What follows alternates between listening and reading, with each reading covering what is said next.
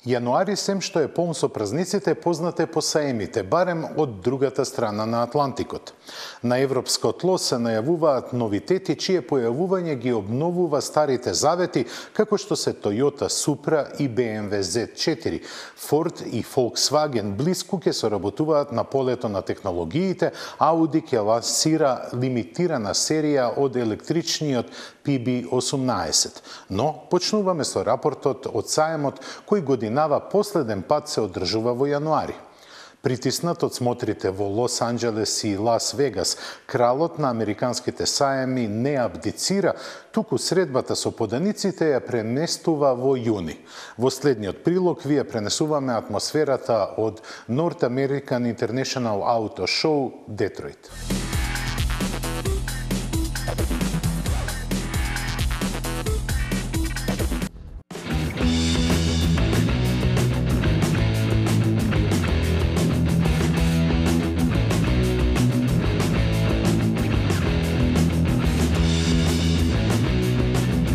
Последен кој се одржува во јануари, годинешниот салон на автомобилите во Детройт беше само бледа сенка на некогашните. Рефлекторите се уште сјаја, но немаше што да застане под нив. Бројот на изложувачи беше преполовен, на премиерите уште повеќе. Честа остана да ја бранат практично само домашните производители, но и тие настапија доста воздржано. Главниот збор го имаше Форд, кој со новиот Експлорер испрати предупредување до конкурентите. Овој популарен модел се враќа на старите корени. После скоро цела деценија, тој повторно ќе има платформа со иницијален погон на задните тркала.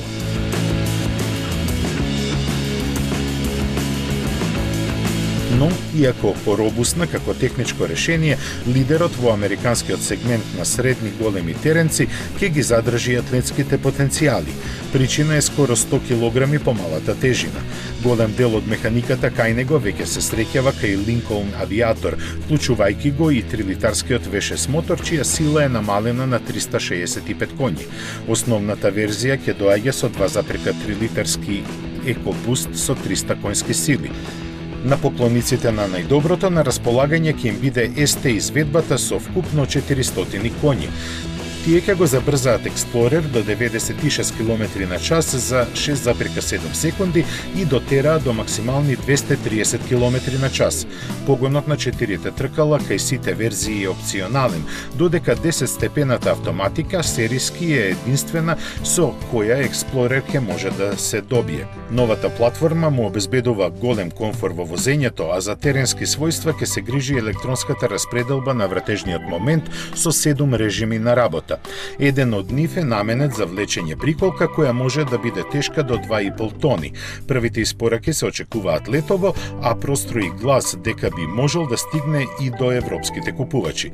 За нив посебно ќе биде интересна хибридната верзија која сплотувајќи 3,3 литарски V6 бензинец со електромотор испорачува вкупно 318 коњи.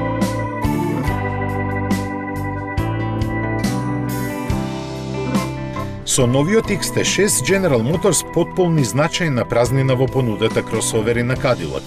Иако димензиите се поблиску до знаменосецот Escalade, тој пазарно треба да биде сместен до помалиот XT5. Долг е 5 метри и 5 сантиметри и има 3 реда седишта. Ја користи механиката од Chevrolet Traverse и Buick Enclave, од кои се задржани 3,6 литарскиот мотор со 314 конски сили и 9-степениот автоматски менувач. Како и сите други теренци на американскиот пазар, стандардната верзија ќе има погон само на една оска. Новиот Cadillac XT6 има дизајн инспириран од концептот Escala.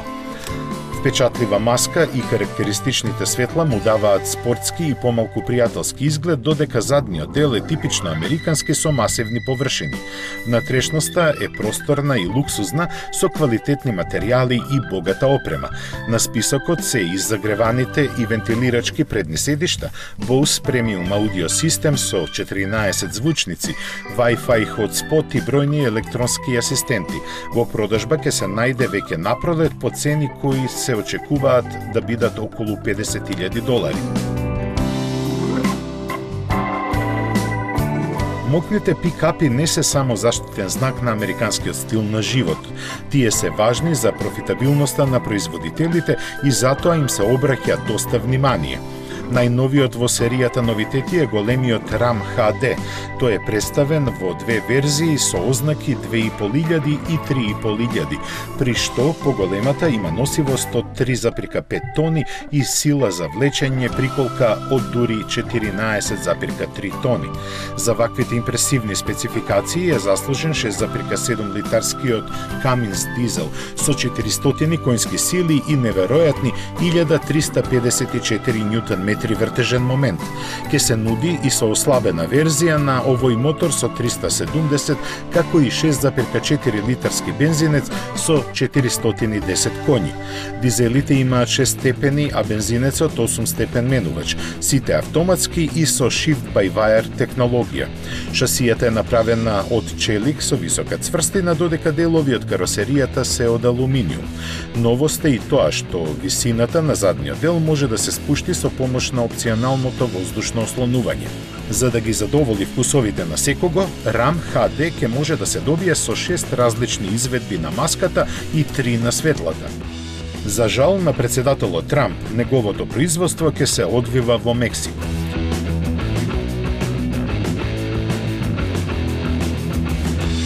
Својот фокус на салонот во Детройт Nissan го имаше насочено кон напредните технологии. Спакувани во интересен концепт на седан со зголемен клиренс, тие беа обединети во нова платформа наменета за електричните возила. Има 2 електромотора, погон на сите тркала и автономија од преку 600 км. Но најинтересното кај него е распоредот на седиштата според шемата 2+7+2. Дизајнот му е привлечен со доста елементи кои би можеле да се најдат во идните сериски модели на марката. Од Nissan не кажаа дали и еден ваков спортски седан со зголемена практичност ќе биде меѓу нив.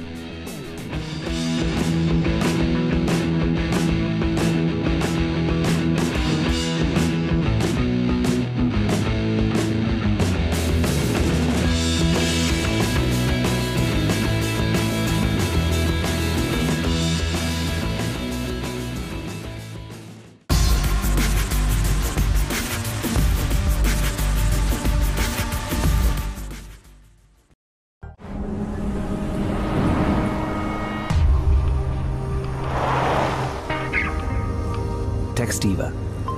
I miss you. Send.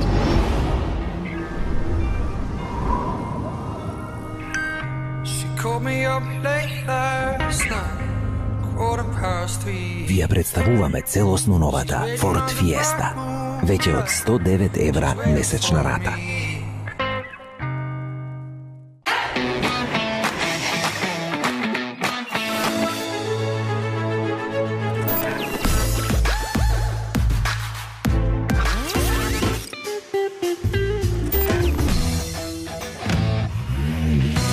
Едноставно до нов автомобил.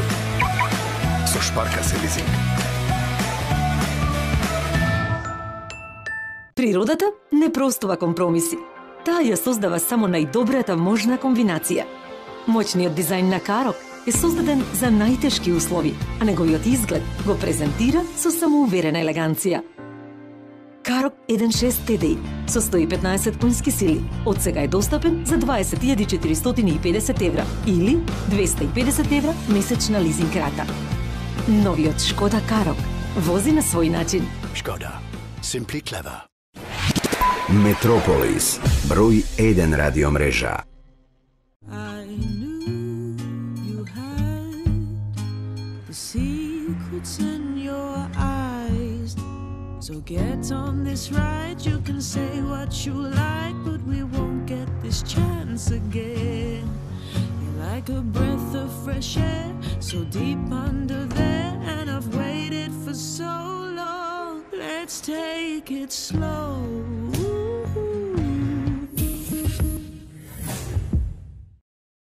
Успешните приказни не се забораваат, тие се надградуваат и кулминираат. Kia Sportage, модел 2019 со дополнителен фейслифт за усовршување, а ја добивате за 16.950 евра со 7 годишна гаранција. Ова е новата А-класа. Како и секој друг автомобил, има екран, но можете да го направите да изгледа вака или можеби вака. Одлично изгледа. Вака се контролираат функциите. Hey Mercedes, it's getting hot in here. I have set the temperature to 21 degrees. Hey Mercedes, play me some hip hop. Hey Mercedes, get in touch with mom. Calling mom. Guess who's on social media? Новата А-класа. Тоа сум јас.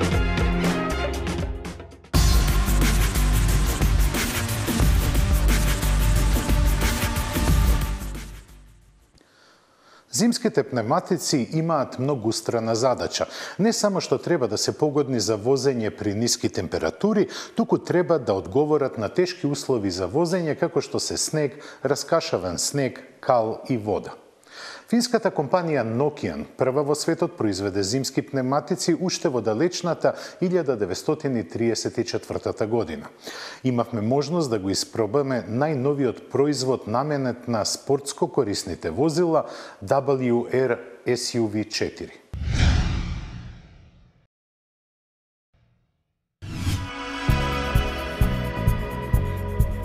Од зимските пневматици се очекува многу, особено кога се работи за спортско корисните возила. Во зимските месеци сообраќајниците, ако не се прекриени со снег, тогаш во најголем број денови се влажни, а згора на тоа има песок.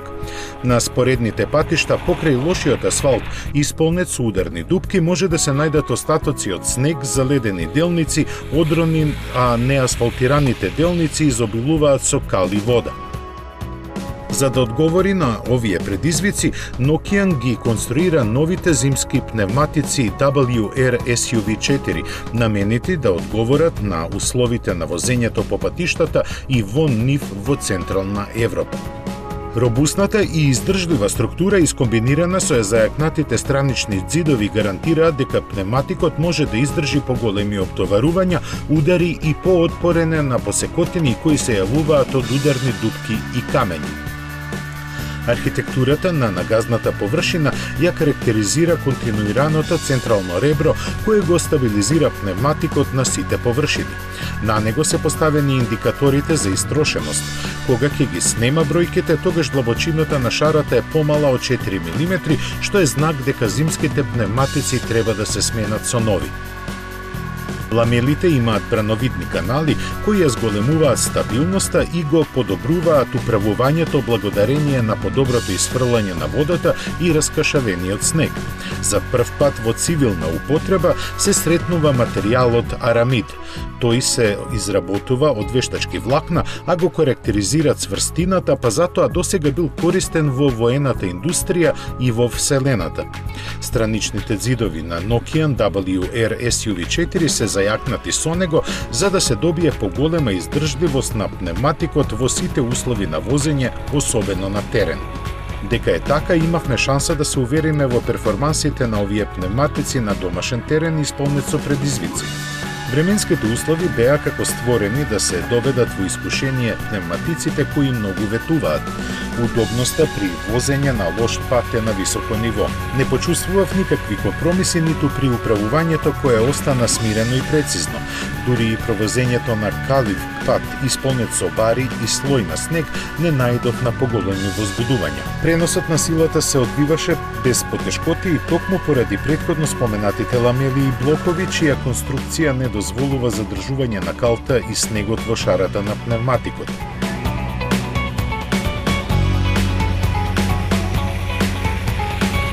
Сето ова ме охрабри да преминам на следниот предизвик. Сакав да го почувствувам однесувањето на Nokian WR SUV4 при атипични брзини на подлога од макадам прекриена со раскашавен снег. Оваа комбинација возењето го прави непредвидливо и лесно може да се јави пролизгување. Поради претерувањето со брзината тоа се случи, но не доживеав поголеми предизвици да ја одржам замислената траекторија. Кога го исклучив ESP уредот, само повеќе се забавував, а пневматиците оставаа облаци од вода и снег зад мене. По овој излет со Nokian WR SUV4 со полно право може да кажам дека моите очекувања беа надминати, а една стара поговорка доби уште една верзија. Зад добар зимски пневматик, снег и вода се креваат.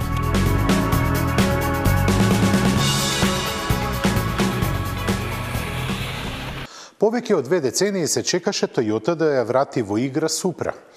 Тоа веќе се случува со символиката која можеби најавува едно од ново поглавие во соработката со BMW. Не е тајна дека Supra и Z4 се технолошки близнаци кои во голема мерка ја зацврстуваат Европско-азиската алијанса, особено на полето на алтернативните погони, кои, патем речено, не се опфатени ниту во Supra, ниту во Z4.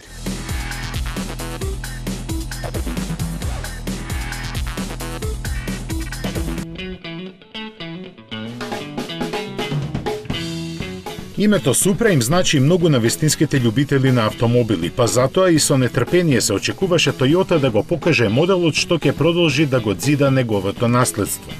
На него навистина долго се чекаше, факт што ентузијастите го толкуваат дека тој ќе биде совршен. Конечно и тоа се случи. Спортската легенда зачекори на овој свет во своето ново руво. А тоа, иако не изгледа познато, заради концептите со кои беше најавувана, нималку не е невозбудливо.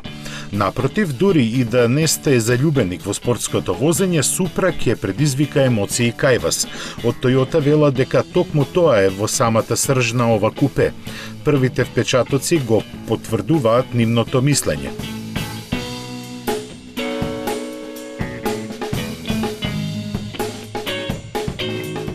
Дури и повеќе кога се знае дека под кожата на заедничкиот производ со BMW и дели многу работи со новиот Z4. Официјалните бројки кажуваат дека незиниот 3-литарски 6-цилиндричен турбомотор има 340 конски сили.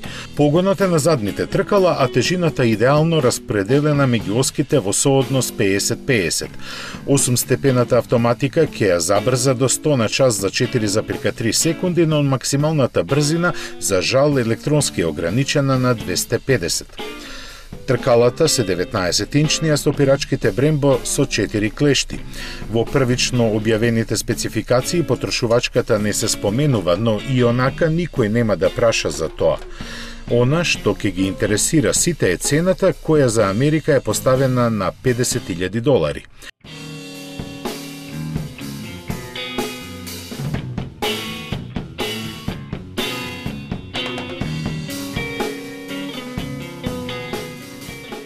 Внатрешноста на овој атлетски двосед е едноставно и прегледно решена, а опременоста засега не е до крај дефинирана.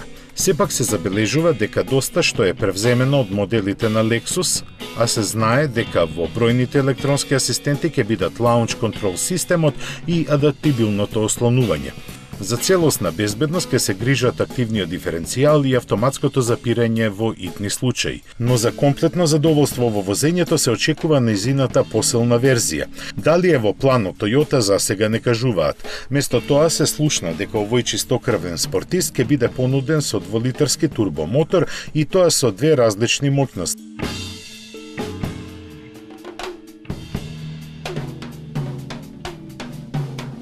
Колку има вистина во тоа ќе дознаеме летово, кога најжелно очекуваниот автомобилски новитет последниве години ќе тргне во освојување на пазарните меридијани, иако ќе се произведува во фабриката на Магна Штаер во Грац, Австрија. Првата година за Европа ќе бидат одвоени само 900 примероци.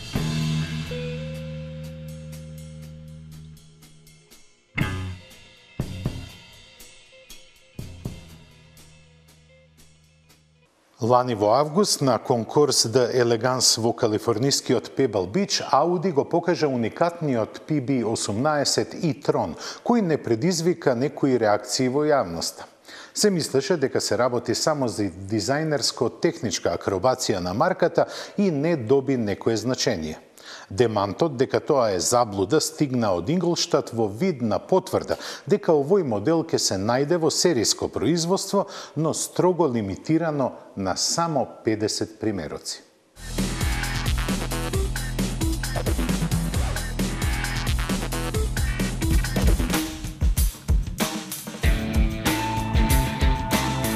Овој модел представува се што марката со 4 прстени немала во историјата. Ознаката му е наменска.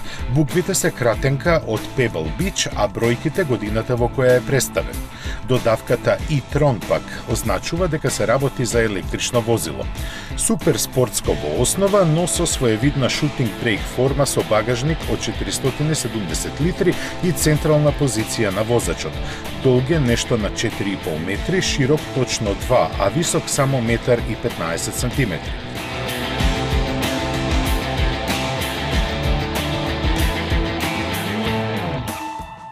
Предвидено е да го задвижуваат 3 електромотора, од кои 2 се назад и 1 напред. Располага со вкупно 775 конски сили, кои ќе го забрзаат овој 1550 кг тежок автомобил до 100 км на час за нешто над 2 секунди. Од Ауди наведуваат дека PB18 e-tron со едно полнење на батериите од 95 кВт ќе може да помине скоро 500 км, но и дека тие на брз полноќ можат да се дополнат за само 15 минути. Во пакетот, чија цена не е објавена уште, се вклучени и светла со Matrix технологија, OLED инструмент табла и тркала од 22 инчи.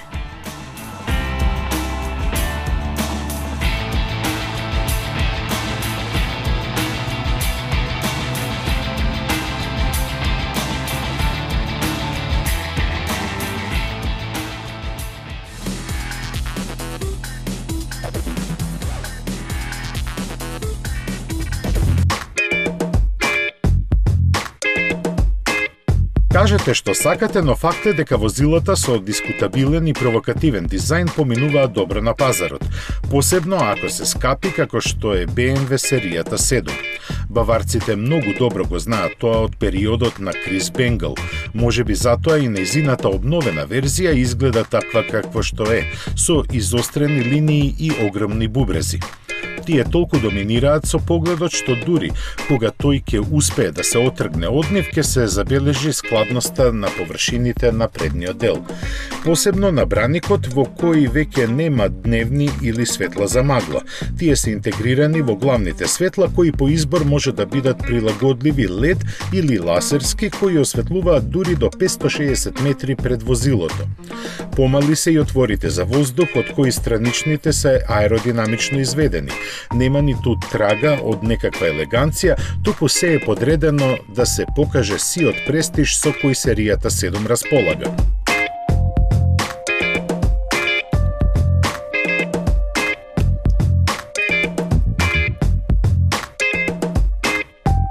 Масивноста владее и на површините на силуетата, која е разбиена со стилски додатоци од хром. На задниот дел, кој има доживеано најмалку промени, се забележува огромната издувна артилерија, која ја навестува моќта на погонските единици. А тие после принудниот одмор на некои од нив заради задоволување на новите WLTP норми, повторно ќе бидат комплетирани. Ги предводи 6,6 литарскиот V12 со 585 конски сили, кој доаѓа со филтер за цврсти честички за намалување на емисиите. 8-цилиндричниот агрегат со своите 530 коњи е превземен од серијата 8, а 6-цилиндричната единица хибридно е засилена на 394 конски сили. Дизелите се представени со познатиот 3-литарски мотор со 3 нивоа на моќност во распон од 265 до 400 конски сили. 8-степениот автоматски менувач е подобрен, а поголем дел од гамата стандардно има погон на сите тркала. Габаритите не се менувани, а серијата 7, како и досега, ќе се нуди со нормално и продолжено меѓуоскино расстојание. Натрешноста плени со луксузниот амбиент и стилската софистицираност. Изобилува во простор и ексклузивен избор на материјали, а за опременоста не треба да трошиме зборови.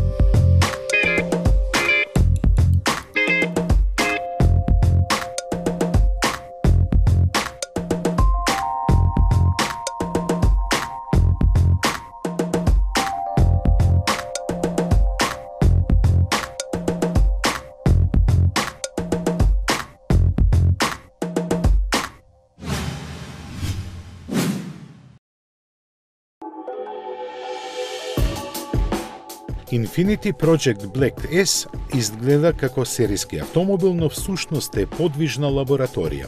Базиран е на купето Q60 Red Sport 400 и има за цел да се испитаат можностите за користење на технологии од Формула 1. Во него се вградени 3-литарски V6 мотор и KERS систем со вкупно 571 коњска сила. Поседува 3 електромотори, а и турбокомпресорите се електрично задвижувани. За сопирање се грижат карбон-керамички дискови, а секако и ослонувањето е спортски доработено. Бидејќи хибридниот систем заедно со батериите ја зголемуваат тежината за околу 200 кг, добар дел од каросеријата е направен од јагленородни влакна. Од истата причина се извадени и задните седишта. Велејќи дека тоа во овој случај не е битно, од Infiniti не сакаат да ги потврдат податоците според кои овој уличен тркач забрзува до 100 км на час за 4 секунди. Сепак кажаа дека од него ќе се изроди сериски модел со високи перформанси, без да прецизираат кога.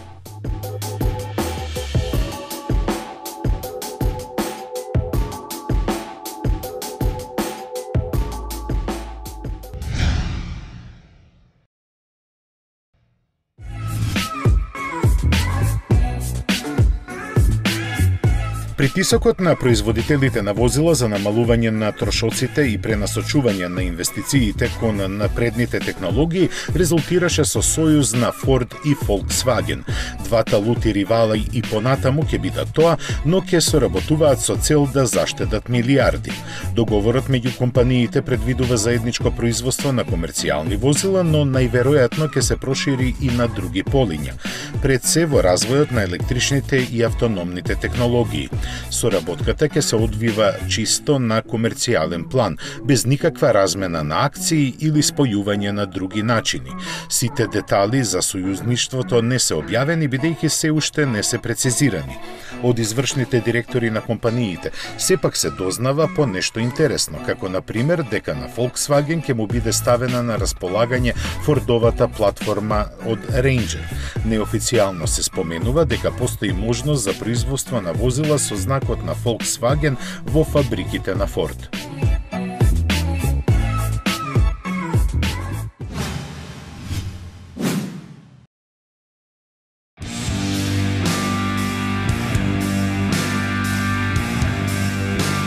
После 10 етапи и 5000 километри заврши 41-то издание на Дакар. Најуспешен во суровиот и опасен маратон на тркала беше Насер Ал-Атија, кој и ја донесе првата победа на Тојота. До својот трет триумф ветеранот на ова рели стигна со предност од скоро 47 минути пред шпанецот Нани Рома со Мини. Славниот Себастијан Леб со Пежо не можеше да се носи со нив и заврши на третата позиција.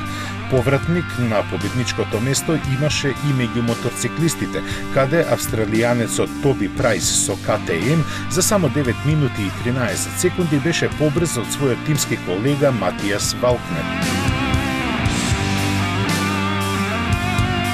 Од истата екипа беше и третопласираниот Сем Сандерленд. Кај камионите немаше изненадување. Русинот Едуард Николаев со КАМАЗ по пети пат најбрзо ги совлада тешките километри на јужноамериканските веспаќа. Друштво на подиум му правеа со народникот Димитри Сокников, исто со КАМАЗ и холанѓанецот Жерар Дерој со Ивеко. Победите во останатите две категории ги однесоа аргентинецот Николос Кавилјасо и чилеанецот Франциско Лопес Контардо. Ова беше прво рели Дакар во историјата која се возеше во само една земја, во Перу. Заради низа причини, неговото одржување сериозно беше доведено во прашање, така што организаторите планираат повторно да се вратат во Африка.